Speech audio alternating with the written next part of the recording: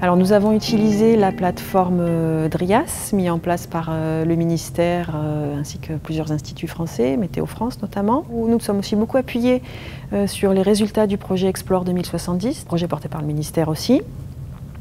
Sinon, plus en lien avec l'hydrologie des ressources, nous avons travaillé avec des modèles développés par l'IRSTEA, normalement les modèles GR4J et GR2M.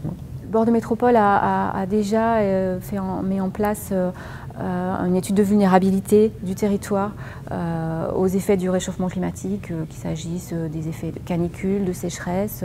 Bordeaux Métropole a développé également et est en train de tester un outil d'évaluation qui va servir à évaluer l'effet des projets d'aménagement d'espaces publics sur les îlots de chaleur, pour conduire à adopter des projets d'aménagement urbain, choix de matériaux, de végétalisation, qui permettront idéalement de ne pas détériorer le confort climatique des habitants, et voire même de l'améliorer.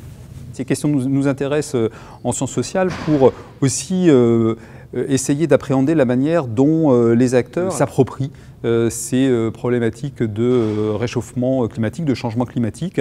Et donc on mène des enquêtes de perception en fait, ou de représentation de ce changement climatique et de ce qu'il va produire comme modification dans la vie quotidienne des gens, donc à différents horizons de temps.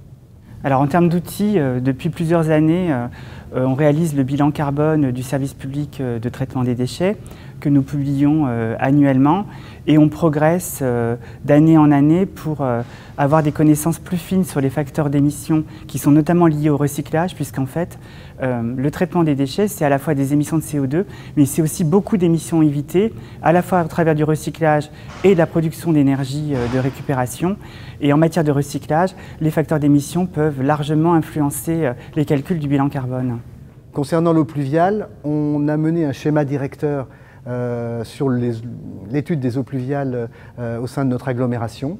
Et des modélisations ont pu être faites en se basant sur des méthodes d'évaluation des crues pluviales, des ruissellements pluviaux, mais qui ne prennent, à mon avis, que partiellement en compte le changement climatique.